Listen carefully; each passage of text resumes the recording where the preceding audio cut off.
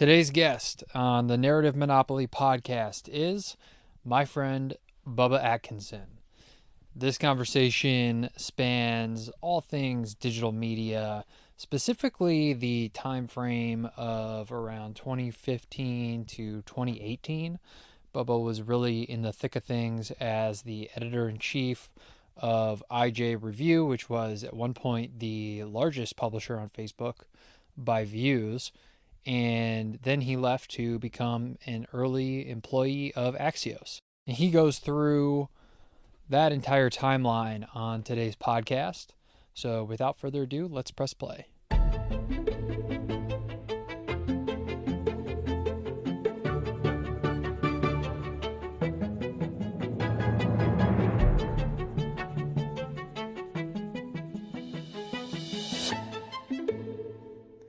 All right, Bubba, welcome to the Narrative Monopoly podcast. Thank you for having me. I appreciate it. No, thank you. You have done a lot in media and you have a lot to say about media, and this podcast is roughly themed around media and the narrative monopoly, which is a large product of the media right now. And so I want to first dive in and tell the audience, who are you? Big question there. I'm Bubba Atkinson. I am originally from Charleston, South Carolina. Found my way ass backwards, falling up to DC. And I was the first employee of IJ Review. And, that was a viral site that blew up from 2012 to 15, 16. And then I helped to start Axios. I got to know Mike Allen and Jim Vandehei and those guys, and moved over there and worked there for 2.5, 3 years. And then I've just been consulting in digital strategy since then. I think IJ was the biggest publisher on Facebook by views at one point, right? We were up there at the very least. I mean, it was like, it felt like it was a little bit of a race. Like we'd get the rankings and it was like Upworthy, us, Mike.com was like a little bit after us. But yeah, we were towards the top, like pound for pound, we were one of the strongest, like shares per, fan or whatever metric they had back then. Like we were right there at the top. All right. We'll get into that in a bit. I think one more question to kick us off here is, do you consider yourself a producer of this podcast? I'm an outside consultant. I bear no responsibility for it. Yeah, no liability on what is said over these airwaves. Exactly. Yeah, a little insight to the audience here is Bubba and I work pretty closely together right now on a handful of projects, which is why it was easy to get him on. So it is, I guess, an official producer duty as you got a guest on, which is yourself. Yeah, I'm here for when there's a bad week, when booking doesn't go right, like that's when you're going to hear me. That's fair. And interesting enough, we had to pull the ripcord, and then all of a sudden all the dominoes fell and a ton of interviews dropped at the same time, but we're still happy to have you. So let's jump on into Axios. When did you start at Axios? It was the summer of 2016. So if you jump back to that time, you're really going into that election. The Hillary Clinton and Donald Trump race was really, really heating up at that point in time. At what point in the company's life cycle did you join Axios? So I was number 10. They had hired a CTO and a CDO, design officer, and they had come from New York Times Labs. They'd hired an editor in chief, Nick Johnston, and I think I came in right on the exact same day as Kate Meisner now. She was going to lead sales. She had come from Politico. So there were all these pieces around, and we had a hard time identifying exactly what job I would have, but I was kind of like the glue in between all of those. I was helping turn that idea into a reality, both from the design of the site, the experience of the site, the content that you saw, but also the operation side. So, I helped Nick hire a lot of the editorial folks over the next few months. And we interviewed dozens upon dozens of people. And then about 3 weeks before we launched. We've been talking about it for a long time, for about 6 months, and we really started figuring out like, what does this look like? Like this was a blitz to put all those ideas on paper, and I played a big role in that at that time. Besides interviewing, I know that you did have one very large contribution to Axios, which lives on to this day, which was the story format, right? Yeah, so it was the first day of trials. I forgot what we called it as practice. We were calling it practice because of the Allen Iverson thing. But Jim brings me an article, and it was like, it was like 8 a.m. I mean, at that time I was, I didn't have a wife and kids and all that stuff. So getting to work at 7:30, 7:45 every day was like pretty much the norm. Walked in with a breakfast sandwich, and he's like, they get up at like 5 a.m. They get up at like 4 a.m. They're working out at like Orange Theory at like 5:30 or 6 or something like that, him and Mike. So they're all jazzed up by the time people get in late at like 7:30, 7:45. But Jim, he drops down this like 5 paragraph article on the Treasury Secretary, and he's like, "What do you do with this on social?" And I was like, we're not going to post this to social. Like this is just like, it's not going to do well."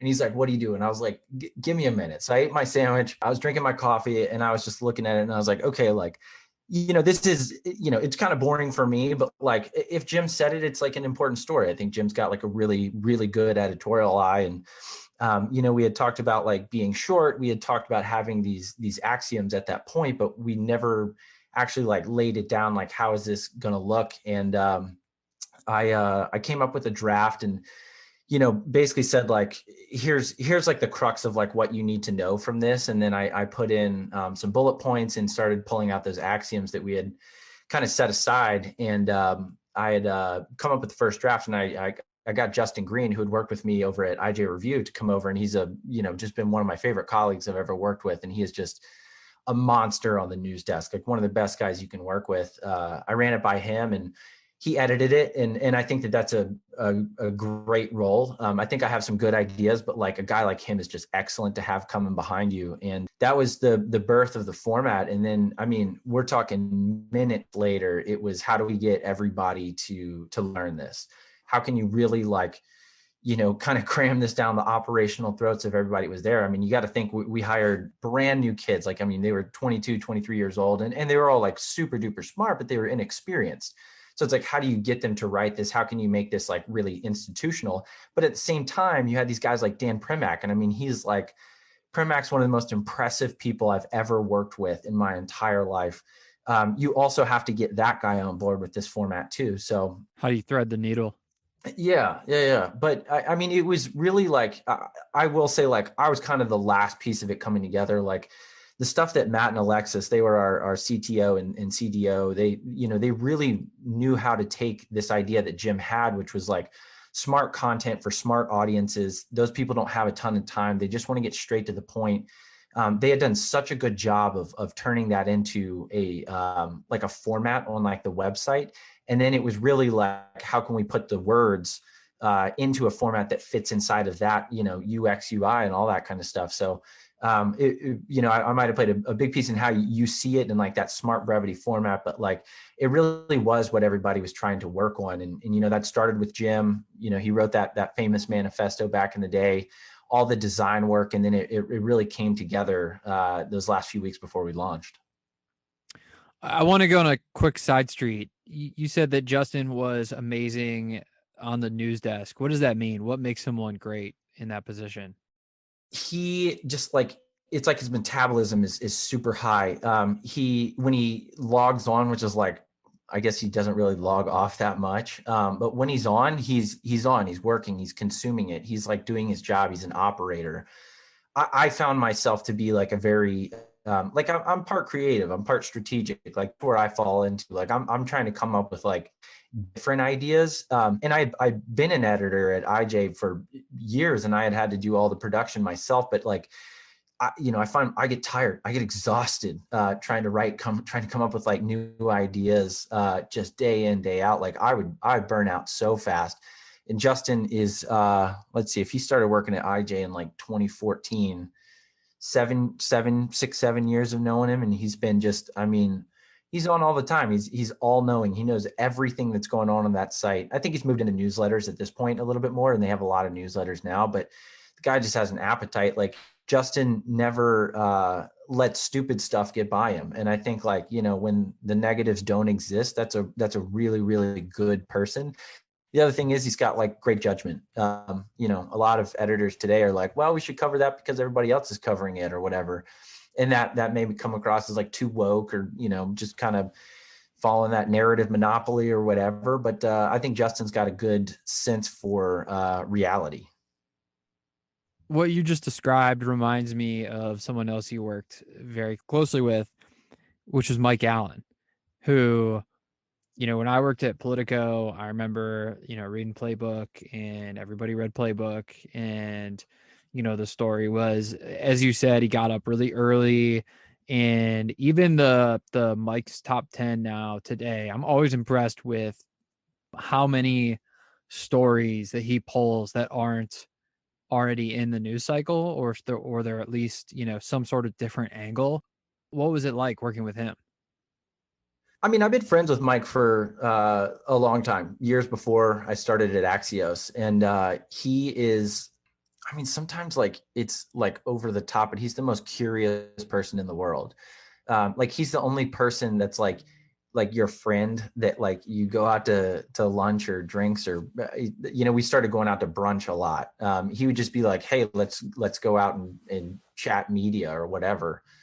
And he would like grab the back of the receipt and like take notes on something that like I would be saying or whatever. Like he's just like that kind of guy. But I think, I got to see there, he's pretty like laid back when it comes to, being like the leader in the room. Like he wants to make sure that like everybody feels comfortable, that there's donuts there, that like he's infamous for buying everything. Like he pays for food before he even gets to the restaurant sometimes. And he's always like, it's crazy. It's like, I mean, it's kind of a game to see if you can pay for it. But he's always trying to take care of everybody. But whereas Justin had the appetite for editing and making sure everything's right, like Mike is a broker of information. His phone is busier than probably any phone in the world. I would put it right up there, and he's constantly on it. And he has this energy that's just like, it's unlike anybody else I've ever seen. I think he's a bank of information. Like I think Axios AM is like a good bit curated by Jim. I think Jim has like a really, really good editorial mind and a vision, and they're in constant contact.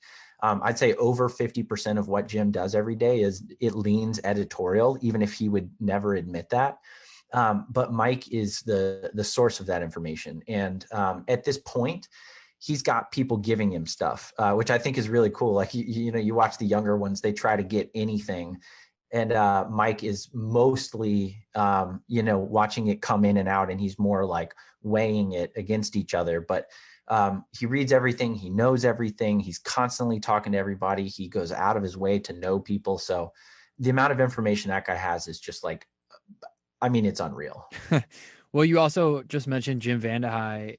I don't think there's anyone better at getting attention for a story when he wants it. I mean, everything from the positioning to the wording to literally just corralling everyone on Axios' staff to put it through their channels. It's, whenever there's a big scoop that Axios has or some story that they want, you're just almost guaranteed to see it. And I feel like that's definitely a Jim Vandehei production.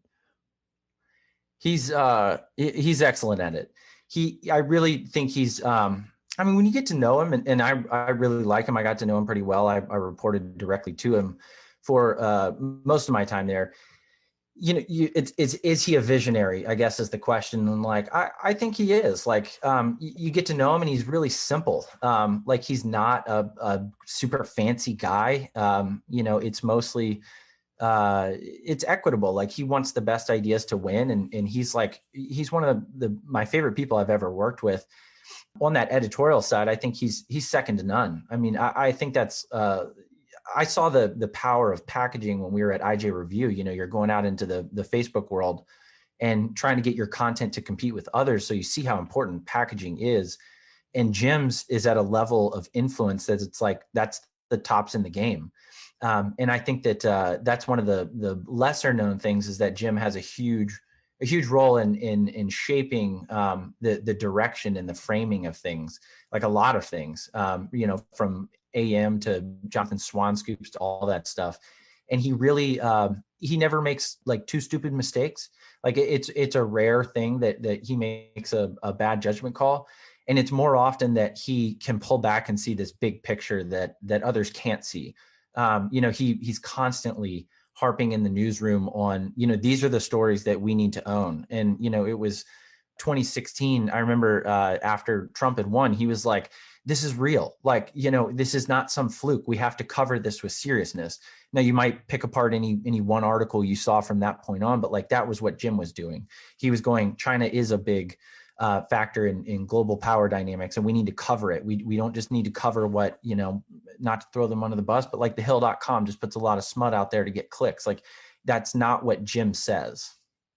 Yeah, I do think it definitely has to do with the fact that he's from the Midwest, and he kind of gets that. Like I've heard him use the term "real America" before, and so he really does get that kind of everyday Joe interest in the events that are going on, and also kind of like peeking behind the narrative monopoly. If you look at the reporters that have come out from under his world, I mean, it's incredible. Mike Allen, Maggie Haberman, Jonathan Martin, Ben Smith, Jonathan Swan, like there's a handful of others that are, maybe not quite as big names as them, but those people have done incredible work. And, it's a testament to Jim's ability to, understand what works and what, will have influence in the news, and how to work with those people and how to shape the reporting that they do.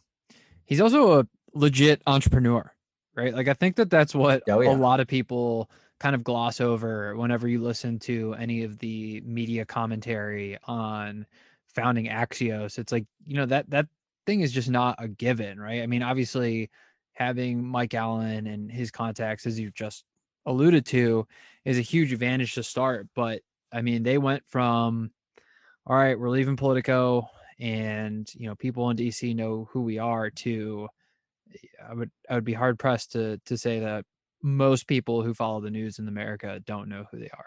With a sustainable business, it seems like. Yeah, he's like, back to the big picture thing. Like he sees how it fits. He sees where, where they have unique value, and he knows. I mean, I feel like he's kind of created this world, like, through Politico, where, if you're going to get at the influential eyeballs, like he's creating the pathway there, and that's worth a good bit of money. I think there's some tales. God knows how true they are. I'm sure they are, but like the goal of Playbook was to get viewed by one person, the Speaker of the House. And I think when you take that mindset, you end up getting really good eyeballs, in contrast to a lot of just, vapid eyeballs. And that's worth a lot of money. And, when you look at all the corporate social responsibility dollars that flow into Washington, I think Jim was a pioneer of creating that world. It probably would have happened in any circumstances, but Jim did it. And I think that's really the difference, is like Jim's not going to sit back and let somebody else do it. Yeah, mastering the sale of inventory that is not based on CPMs is is quite the trick to pull. I know a guy who was high up in ad sales at one of the big 3 newspapers, and he told me, I think you might know who he is. He told me that he once sold a full page ad for 100K because they wanted to, the advertiser wanted to reach one specific person who they knew read hard copy. And so it's the same thing, right? It's like, yeah, these few people are reading this, and if you want to reach them, this is the way to do it, and CPMs don't matter. Yeah, I mean, CPMs are cool. They're like, they're a neato way to I guess put value upon metrics. But at the end of the day, those metrics aren't qualitative. And when you got to get that one dude to see your message, that transcends the CPMs and all the metrics and stuff. And I think that that's thinking outside of the box of like, what is the CPM is smart. It is smart. I mean, I will say there is a cap on that market. You can only scale so far Oh, with and that, but it's not based in fundamentals either, but like, I think that's the interesting side behind it. Like, for instance, I'm a big golfer. Like, how can you put a number on getting in front of a golf audience? Like they're apt to buy. Like, it's like you can say what they are, you can point at them, but like it's not just like a CPM metrics game. Like it's not going to work like that. right. I think it was David Ogilvy who said that he bought a Jaguar once he got rich because of an ad he saw like 15 years earlier. And he's like, how are you going to quantify that? Yeah. And so yeah, it's an interesting business. But you're talking about dollars here. I know that you were heavily involved in the quote unquote pivot to video. So where were you at Yeah. that time, and what was your involvement? Yeah. So the pivot to video years were, I mean, they're really like 2017, 2018. That's kind of how I viewed them. Axios launched beginning of or middle of January 17. So I mean, I felt like I was there right in the middle of it. I always look at like the companies like Now This, Mike.com, the Dodo, BuzzFeed was big back then. Vox was doing a lot of YouTube explainer stuff, but Let's set the stage here. We're also, for people that don't know, we're talking about the pivot to video, which was basically like Facebook saying that there was going to be a gold mine if publishers started producing video, right? yeah, like you want me to go back kind of like through the how we got there kind of stuff. Yeah, sure. So I think what I guess if you look back at Facebook, they said we're gonna connect everybody, and then I was a freshman in college, so I was primed to come up in the Facebook Oh, okay, era. so we're I going remember there was way like back here. yeah. There was like I remember there was like a handful of schools, and like we were one of the first, I don't know, 100 or whatever. But you just got connected to people, and then they would slowly add features, and like I think to distill it down into a short nugget, like the more shit that they put on there, the more time people spent, whether that was pictures. I mean, at one point you had like aquariums on your profile page, but like eventually that became the news feed. And the more stuff that you could put on the news feed, the more times you could get somebody back into that platform, like using that app more. And back in, I want to say it was like 2011 or 12, they put in pages, and a few people saw the future that if you could get a lot of eyeballs, you would be able to hold some power. You'd be able to get messages out to these people. The guy who started IJR Review saw this. The people at Upworthy, BuzzFeed, there were some early pioneers in growing these audiences there, and it quickly became, how much traffic can you send elsewhere? And that's when the banner ad boom was just like, I mean, people were making money hand over fist, but it was basically the question was like, how much content can you make? I was thinking earlier today, and kind of just thinking about this conversation going into this, like, do you remember like Distractify and Viral Nova? Like, nobody needed to see like 27 awesome pictures of rockets, but like it had never been done before, so like there's this like whole new world of content out there. And Facebook was looking at that going like, I mean, I'm going to speak for Facebook. I experienced it, but they were looking at it going like, okay, how can we get them on our system? There were things like instant articles, and eventually it was video. And there was always like this promise of like, well, this thing's going to be the ticket. This thing is going to be the thing that monetizes. You just have to work within our ecosystem. And along the way, if you think about this explosion of content, you've got algorithms, and those algorithms were starting to govern this surplus of content. There's too much. So like now you've got a supply and demand problem, where now you've got ads. Now you've got all these people who've been growing these audiences. You've got all of this content, and then the way to govern it is to basically make money in a variable in this equation.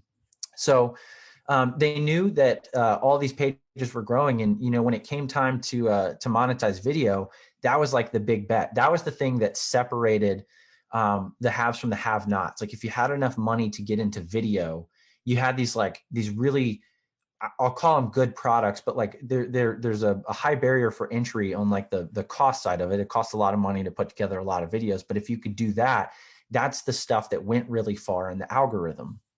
Well, that's why all those venture capital companies invested in it. They said like, hey, the more videos we make, the more viewers we have, the more we'll grow, the more we'll monetize. And fast forward, it didn't play out like that. The money never really came. They instituted ad roll or mid roll and all this stuff, but like it never really worked out. I mean, people have made plenty of money off of it, but it wasn't like, it wasn't the answer for video. So in 2017, 18, all these companies were putting together readable videos because that's the thing that got the viewer through 3 seconds. It's funny to look back and go like, all you had to do is get them through 3 or 5 or 10 seconds, and it was considered a view. But if you look at that time, I remember Now This they were funded by the same venture capital company as Axios. The number one video on Now This was about how a llama escaped from like the zoo or wherever the fuck it was. It was like, you got a llama running around town. It's like, it's funny. You didn't used to see that stuff, 15 years ago. And all of a sudden you see it and it's like, that's novel, I guess. But that's all it was. And I think, we at Axios looked at that and said, like, this is not the future. Ultimately, we did a lot of research and it said, don't be platform dependent. If you're platform independent, like you have a video product that's so good that it's viewed on all the different platforms, you stand a good chance to make some money there. But if you're completely dependent upon, just Facebook for your video views or whatever, it's going to be a tough road. And you play by their rules. You're building a business on top of their business. And so are you at IJ or Axios at this point when everyone's diving into this? I was at Axios primarily. We had seen the beginnings of it at IJ Review, and one of the pressures we faced was what's our video presence going to be, and our argument was like, let's make these like awesome viral videos that are just like, really crazy with the GOP candidates. Like we had Lindsey Graham smashing cell phones and Ted Cruz cooking bacon on a machine gun, and we had Sarah Palin acting as Tina Fey in a 30 Rock spoof, kind of reversing the role. The Lindsey Graham one was because Trump gave out his cell phone number. Yeah, I mean, and we were like, look, nobody else is viewing politics like we are. We said let's have the most fun with this.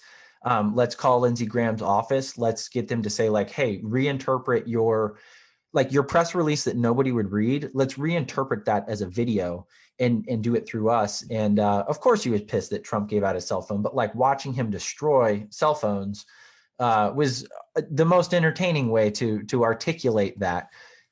So we had said, let's go with this high production value approach. And it really changed our brand. We went from like right-wing clickbaiters to, these creative kids that were, mostly center right. But what we did not want to do was like, let's make a video every day. Let's make 3 videos every day. I heard at one point Now This workers, and I don't know this exactly, but through the grapevine, I've heard that people were supposed to make like 2 and 3 videos a day. Like that's a lot of videos to be making. Like you got to be making some stupid stuff to make that quantity of content, but it's not about the video at that point. It's about the platform growth. So you mentioned earlier that the same VC was between these two companies. One of them was you said Now This, and then Axios was the second one. So were you getting that outside pressure at Axios in your role? Because I know that you did a lot in terms of video at Axios too. There was pressure. I don't know how direct it was coming from the VC, so I can't like really talk exactly to that. But I mean, there was pressure to like, what's our strategy? If not what all these other, hip video companies were doing, then what?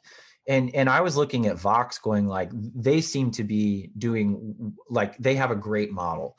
They had the Explainer series and they had Borders and they had just launched this thing called Earworm. And like, they were branching off from this like pretty cool series that like, there were good quality, like 5 to 10 minute videos, I'll call them, that were really good on YouTube, that people watched a lot and like for long periods of time.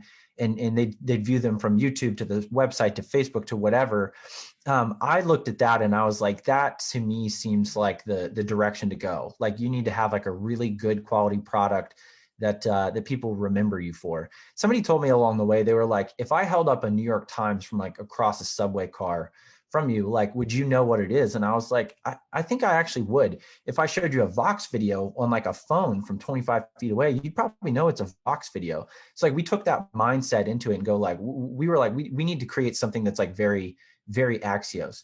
A news nugget with like readable text at the bottom is not, that doesn't scream Axios. So we took a bit of a different route, but like closer to Vox. We wanted to create our format that was, you knew it was our format, so that not only did the audience want to watch it, but when it flipped over to the business side, the advertiser knew what to do with it. If you show them a Vox explainer, they know it's like, okay, we're going to have to explain something in our business. Same thing at Axios. Ours just had a slightly different format there.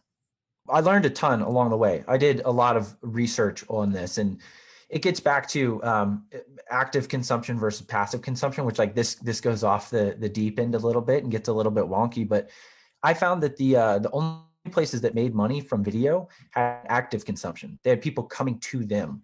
It wasn't passive consumption. That's like, you're on, you go to Twitter, Facebook, whatever, and you see a video and you might watch it, but like you don't intend to watch that. That has very low value from like a monetization standpoint. So we knew that we had to create something that was like had an attraction to it that people would want to go out of their way for and bookmark and come back to and have that kind of behavior. And I'll say our videos, they were viewed at rates that were the volume of views was not there as much. Like they were in the tens of thousands most times, or I guess hundreds of thousands sometimes across the platforms, but they were viewed for like 75 to 90% completion rates on YouTube. Like, I mean, it was an astonishingly high number, just because we were trying to get the focus on the content itself and have the format be reflective of that. Yeah, I think also the conclusion here was, outside of, it seems like you figured it out, was a lot of these companies that did quote unquote pivot to video ended up going bust. Right. So like Yeah. Mike.com and I think you said Upworthy, like a lot of them just don't exist anymore because Facebook pulled the rug out. I mean, it's not really, I'm hesitant to say that it's, Facebook did this to them, because these are companies that made that choice on their own, but they were dependent on Facebook for distribution, and that was no longer there. Yeah. I mean, Facebook is, I can't say they're to blame, because it was pretty clear what was happening, and like you can't look at Facebook and be like, oh, you guys are like totally bad guys for this or whatever. But like, it was clear what was going to happen. The thing I will say is they did come in and like meet with you and say, hey, like if you just do this, it'll like it's going to monetize. And it was always like it was the carrot out in front of you before they pulled the rug out. And like I remember New York Times like at one point was like, we're not going to mess around with this Facebook stuff. Like I don't know if you remember instant articles, but like Yeah. instant articles was supposed to be like the holy grail of like reading articles, and like it was like a kind of a shitty platform inside of their app to read articles that forced publishers to play inside of their rules. So it's like if they had ads on their domain, like they didn't play, like it wasn't like the same ad experience in there, so it monetized differently. And it's like, why am I monetizing it like some percentage of like what I do on my site? Like why am I even playing this game? And fast forward to today, like sure, Facebook, there's a lot of people on Facebook, but there's less of a focus on making that be the exclusive fire hose of money. I do think it's hilarious that so much of the narratives around Facebook were wrong when there was other stuff to actually pick at, right? Like you talked about how they inflated video views, and I think I've seen a few articles, but it really hasn't turned into a huge dust up. But they've definitely been caught inflating metrics on that stuff and charging advertisers more. And I actually think that there are a metric shit ton of fake accounts on Facebook. Like I almost never go on there. I think my Facebook is deactivated, but whenever I do go on there, I swear I'm always seeing like just really fake accounts, and the media just attack them relentlessly for the 2016 election, and it was like that that's not the right angle. Like there's just so much to pick at, and that just wasn't it. And I just think it's a great example of the narrative monopoly where it's like one outlet or a handful of outlets like picked up that narrative and just ran with it, despite the fact that it wasn't the highest fidelity narrative they actually could have gone with. And this video one is a great example. You know, these guys came in and told us we'd make money and then pulled a rug right out from under us. Uh, you know, that's kind of shady. Yeah, I mean, it's like I try to think back, like, would they have done something differently knowing what they know now? And like, of course, like I think one of the tales that I wasn't in Facebook, but like you hear that Zuckerberg moved his office to be by the ads people once they realized how much money they were making, but before he was by the engineers because he liked having that proximity. And it's like, you know, you've got those incentives inside of the company, and of course they're going to go in that direction. Like it's made them so much more money, and it's made them central to advertising, like not just digitally, just central to advertising. I mean, that is massive. Like if I've got a client today that wants to advertise, like, I mean, the first place I think about is Facebook, Instagram, because it's like the best ads platform for sure. But I do think there was, and I mean, there still is, like there's a lack of understanding of like what the ramifications of that are. I guess I'll say. Like I remember Facebook's team came down to Axios at one point, and they were like just asking us how we used the platform, and it was like the first time they had talked to a newsroom, and I was like, guys, like I've been like I've been talking to y'all for like 3 or 4 years, even back at IJ and all this stuff, and like you don't know this. And they were like amazed that I had like an analytics monitor up, and like I would look at, like we had a miniature page that we would use to test articles to see like how they worked before leveling it up to the big page. And then we would know, like we would have an expectation to like the hundreds of people out of tens of thousands, like how many people would be clicking on an article in real time. Like it was like driving like a race car. Like you knew what was going to happen if you just could measure it right, could experiment right, and kind of like get that vibe right. Back to the stuff we were talking about earlier with Vandehide. Like if you got the packaging right, like you knew you could have a hit. They just like never had the right idea. They were always like, oh, this is like more people are seeing stuff, like, well, how wonderful. And it's like, well, there's okay, let's pump the brakes on that. Like that's not all good. Yeah, I do think all of the pearl clutching around the stuff that Zuck actually gets accused of is all just so stupid because again, the biggest thing that he's done and the company has done is this unrelenting focus on growth in terms of time on site and engagement and all the things that pull those levers or all the things that actually drive those metrics rather are things that are bad for society generally speaking. Like you can write all of these clickbait articles and all of these, I'm going to be the most outrageous politician or business person, whatever. It's all just putting it into the spreadsheet, as you said, and saying like, okay, we're going to get this out of it. And it's both on the publisher side of what you're saying. It's like, well, the incentives exist, and then on their side, like they're laying that framework. And I think they've tried to do a lot. I think that the story that hasn't been written, which really should, was all of the kind of crazy stuff from 2016 and whatnot. And we don't have to go down this rabbit hole, but all of the stuff about like fake news was absolute nonsense. Fake news has been around forever. In fact, it was way worse when you couldn't fact check it in real time and it was just a print copy, but we can go down that road if you want. But all of that, all of the craziness got pushed down in groups, and groups were not necessarily publicly available like the pages were. And it was just kind of hilarious because if you really dug in, it was like so obvious that that's what was happening and still is happening, but there's it's not as good of a cudgel to knock Facebook with, so you don't really hear about it.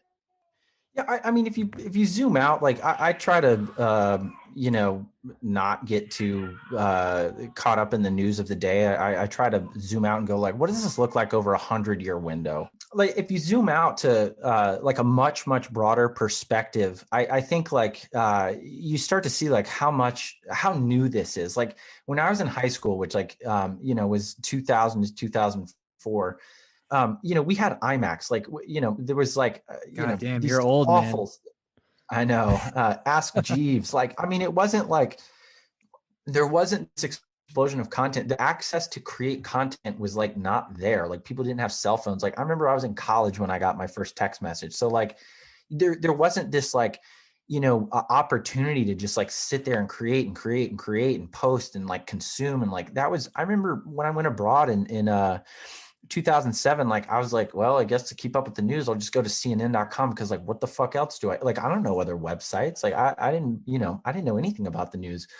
But when you open up that opportunity via a platform like Facebook, and eventually the incentives that are there are going to bring out that behavior to create, and the technology increases, like it's a bubble, it's a boom. And I think you're watching it burst right now, and you're seeing this play out in very unexpected ways. Like GameStop, and what's happened there is not unrelated to this.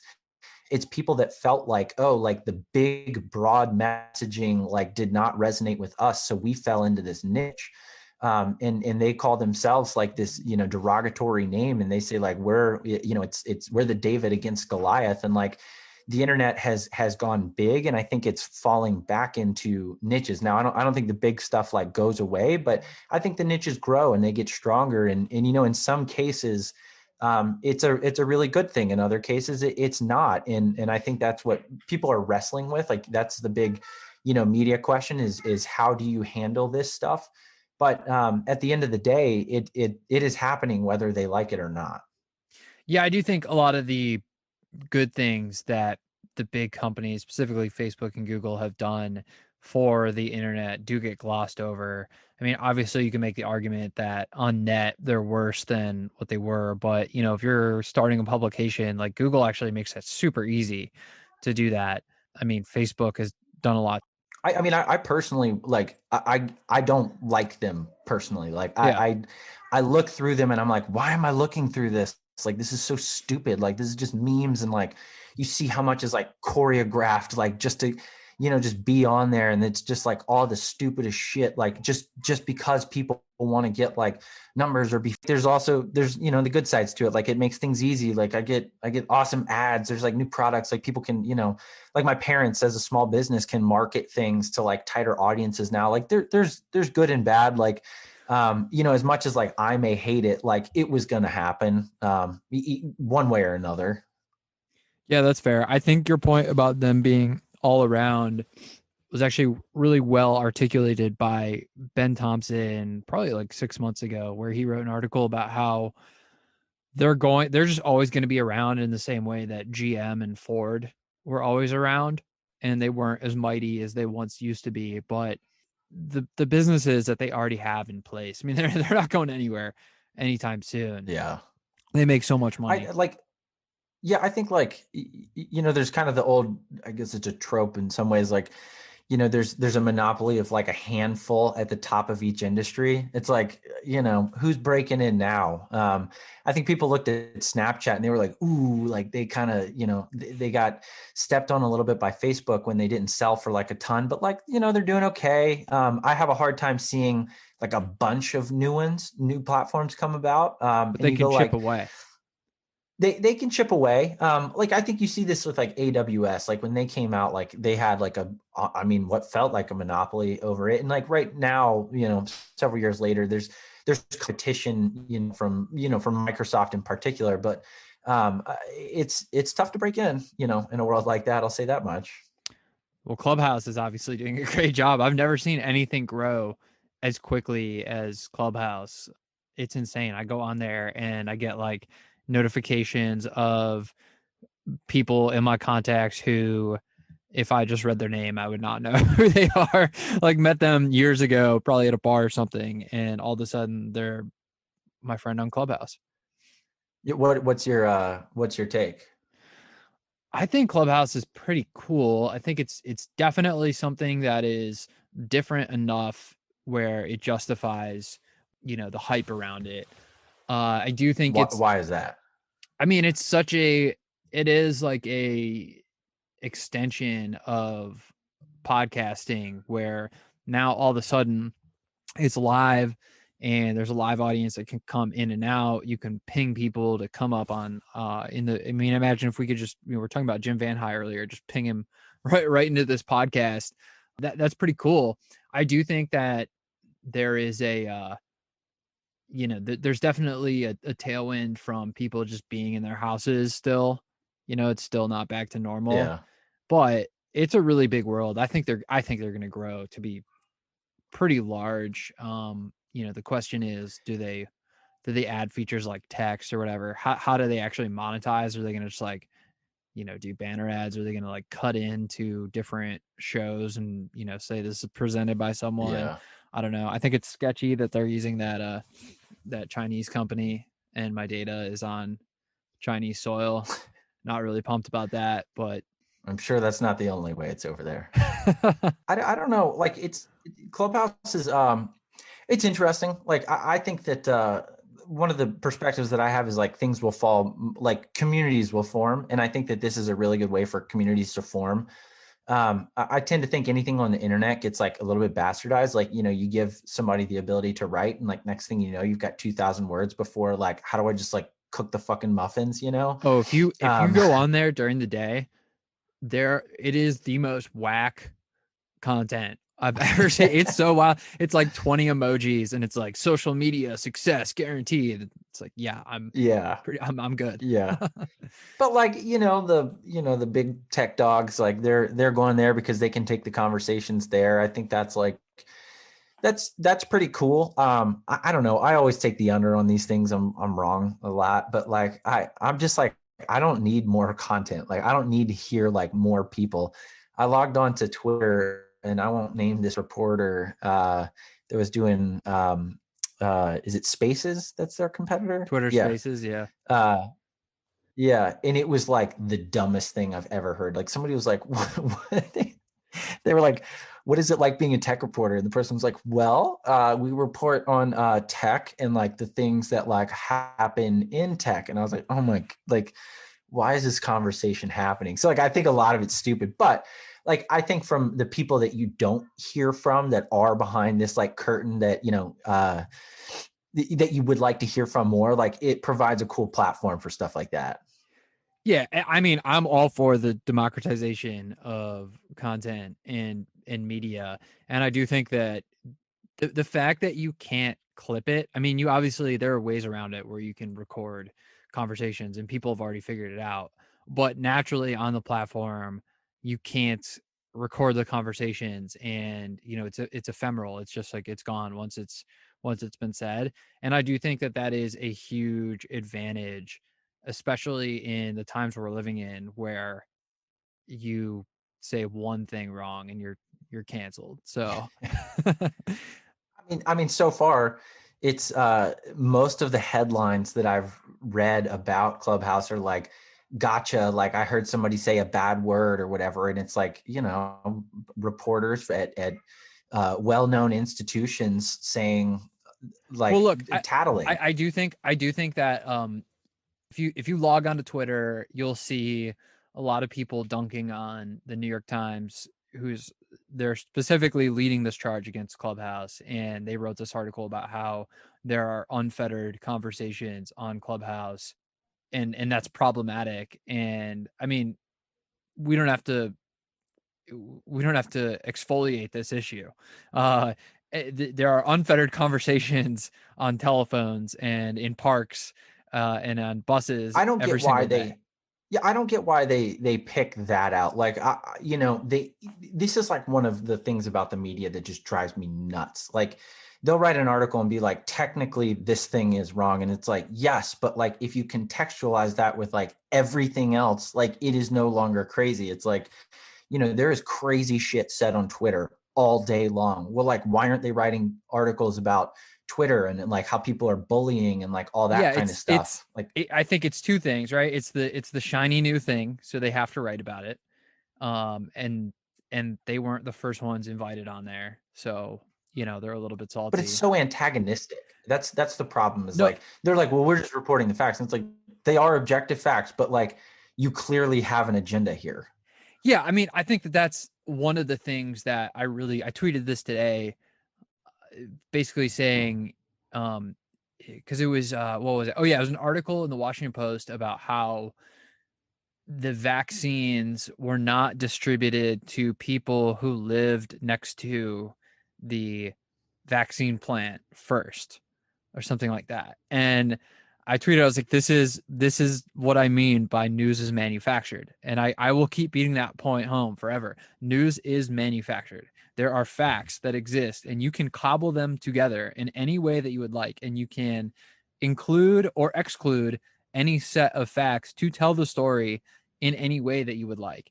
And obviously there are news events like 9/11 or something like that, where it's just like, okay, we're obviously reporting on this, but on a day-to-day basis, stories like that are wholeheartedly manufactured. They sit in a newsroom and they say, okay, here's this tidbit. How can we take this and turn it into a story? And like, what angle are we coming from?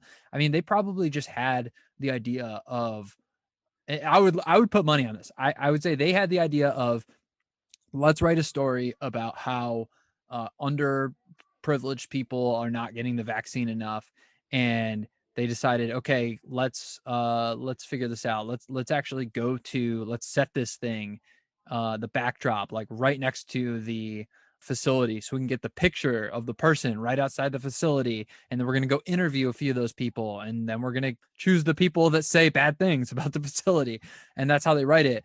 And look, these are the facts I have. These are the facts I have. You don't have to write the story that way if you don't want me to critique it. All I want Yeah. is a more honest, transparent world. And that's why I also tweeted last week that on every single story, if the media wanted us to trust them on everything, they should release their internal Slack messages and emails and whatever other Yeah. communication at the end of Good, the good, story. good luck. I What are you hiding? What are you hiding? Just release the Slack messages talking about the story. Yeah, it's, I mean, we've talked about this a lot. Like if you look at any one isolated article, like it can make sense. It's just like the body of work that starts to look like crazy, where you're like, why this? Like why is the algorithm like jacking this thing in my face? I think like one of the things that I kind of have thought about over time is like, if you look back 50 years ago, they had to meet the printing press. So like their production cycle was like once per day. But like when you add in, digital, Facebook, all these different platforms, like all of a sudden your production cycle it's never ending. Like try to go count the number of articles that CNN is producing in a day. I remember back, you're asking about IJ's metrics. Huffington Post was like, they were one of the biggest in the world. They were publishing like 36,000 articles a month.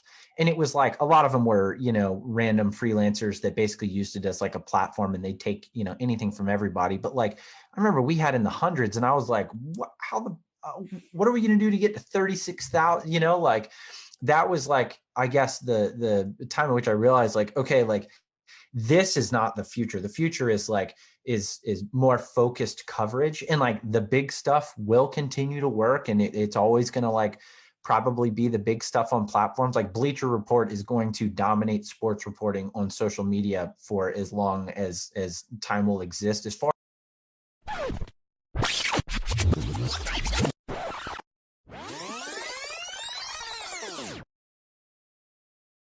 All right, we had a little technical difficulties. It was my fault. My computer needs some more memory, which is something that the Narrative Monopoly podcast hopes to solve uh, in a timely fashion, so we can avoid that in the future. But Bubba is still here. Thanks for still being here, Bubba. still here. Let's close this thing. And I'm curious, why aren't you on Twitter anymore? So I'll tell a little bit of the backstory here. Back in the IJ days, I was the editor in chief, so I get the blue check mark. I'm all cool, like my friends back home are like, "Whoa, you're verified." So it's pretty easy to gain followers if you have the blue check mark. You just like tweet a bunch of stuff, and like we would do a lot on debate nights. I don't know if you remember like the Vines back at IJ, but we would do some wild stuff on Twitter. And I would always, like, I had a play in my playbook. I'd say, like, here were, the interesting Google search terms. And like, I would always get like hundreds of retweets. Like I don't know, it was kind of a game to me. But I always found Twitter to be kind of dumb because it's people just yelling like their takes into the sky, which is just like a weird concept to me in general. It's like, I don't need to hear from I don't need to hear from people like that. Like, I just don't care about what people have to say as much. So fast forward at Axios, I hired all these kids and they were like 22, 23, 24, coming out of college. And they're like, hey man, like, we're reporters, like, you're the social guy. Can you get us verified? And I was like, yeah, but Twitter's stupid. So like, don't get on it.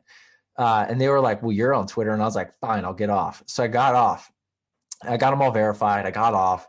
And then, like, down the road, of course, I'm sitting in the newsroom watching everybody tweet. And I was like, well, I'll get back on. And I was like, but I'll exclusively try to go viral. Like, I'm just going to, do my best to just get shit to go far. And like the first month I went viral like 3 times. Like the first one I clipped a 60 Minutes thing with Betsy DeVos, and it got like, I don't know, 10 or 15,000 retweets or something like that. And then a few weeks later, my dog got in the trash, and Charlie is like the sweetest dog in the world and just like the love of my life. And she was just always so nervous. Let's hope your wife isn't listening. Well, her too. But Charlie got in the trash, and she was like, I mean, she's the guiltiest dog in the world. Like she is a Labrador. Like she is just like, whenever she's done something wrong, she knows it. Like she feels so bad. Like she knows that she wasn't supposed to do that. So she comes like creeping around the corner, like one paw at a time.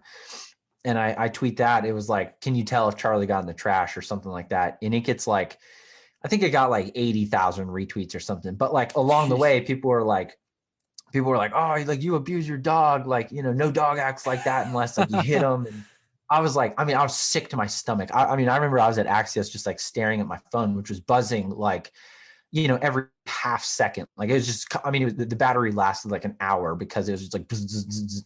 And I was like, I hate this. Like, I really don't like this.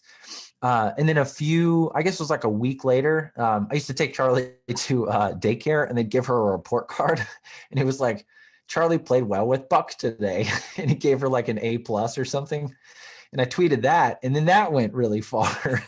And it became a meme, and like people photoshopped it with like turtles, and they're like, this is not a dog. It's supposed to like, this is a turtle, like fail. And it was just like, it was just back in, I guess I was getting a lot of chatter again. And I was like, I really don't like this. So I deleted all of my tweets except for the ones with Charlie. You can see those. And I go back to what we called it at Axios, the platinum plan. You can give up your account. That's the best option that you possibly have. Nick Johnston used to say that because Twitter is like, nothing good comes off of Twitter. Anything good on Twitter stays on Twitter. Anything bad on Twitter would jump off and cause ramifications in the real world. So I said, like, hey, like, stay true to your beliefs. Just don't tweet. Just get off of Twitter and don't tweet. So I have it up so I can like click into stuff and read stuff for work or whatever. But you will not find me tweeting. And if I am tweeting, I'm feeling a little saucy, and I want to, see what's going on out there in the world, and if I can get a reaction. But yeah, are you going to throw any bombs or what? I've thought about just going out. I tell my friends, like, I'm really, really cynical with my friends. And I say, like, I should launch my account and just throw like haymaker bombs, but like do one in the morning that's like one side of an issue, and then just completely flip it for the other side in the afternoon and just see what happens. Because a lot of people wouldn't see the other version, and I could just be like, oh, yeah. rain communist on one side and like far right winger on the other, and just it's like what's the problem? Like if I'm doing it on purpose, like that's like what people do on Twitter. That's also hilarious that people thought that you abused your dog. It's like somehow they came to that conclusion. I've seen people, now that you can tweet without adding replies, I've seen people tweet super controversial stuff and just like on purpose leave off the reply function. And you just see people get so heated. I don't understand it shouldn't affect you. It shouldn't affect you that much. Like you should be able to be like, hey, like this is some random dude with like an egg in his avatar. But like when it hits you, you're like, oh man. I mean, and I'm like sensitive or something like that, but it's it's become a platform where there's no ramifications. So like people just launch bombs, and it's like, with the right attitude, it's entertaining, but like it can be bullying. Yeah, I just think so many people spend so much time on there that it's like just straight up hooked into their veins. It's And dopamine. yeah, it really That's what is. we talked about at IJ. Like, yeah, we would make. I mean, we were making really funny stuff and like vines that were just ridiculous. But like, it was a game. Like, how many dopamine retweets can you get? Like, but that's the game that you play. There's some people that view it as like Jonathan Swan, for instance. It's totally a broadcasting vehicle for his life's work. Like the guy is a reporter's reporter. And he views Twitter as like a vehicle to get his message out there. But like for everybody else, they're just like, fuck, it's like, hey, this is like my brand, or, it's like nobody cares about you, but they're just like, hey, here's my thought on this. And you're just like, shut up.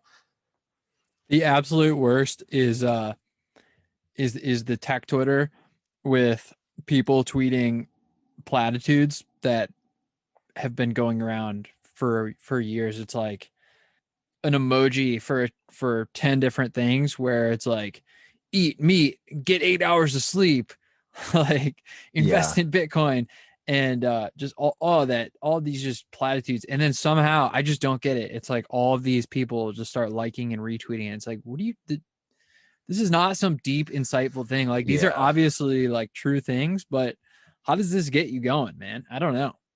I like, maybe I was like brought up different. I don't know what the reason is, but like with my clients, I've tried to take a mindset that like action is the only thing that matters. Like at the end of the day, like everything on the internet is like it's here today, gone tomorrow. So it's like, can you build value in the long term? Like for me personally, can I like actually move the needle, not just like be like a loudmouth, like the Lincoln Project. Like they were doing nothing. Like they were making money for themselves. Generational By wealth. making Did you see that quote? Yeah, I mean, yes.